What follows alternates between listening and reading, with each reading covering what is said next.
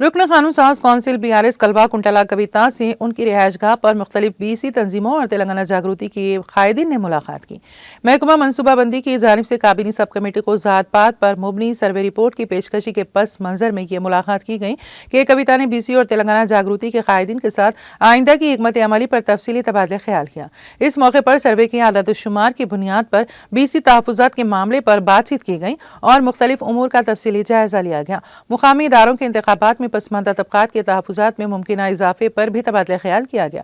वाज़ेह है कि तेलंगाना जागृति के ज़रिए एहतमाम की कविता ने हाल ही में इंदिरा पार्क पर बड़े पैमाने पर एहतजाज मुनज़्ज़म किया था और BC तबकात को 42% तहफ़्फ़ुज़ात की फराहमी का मुतालबा किया था।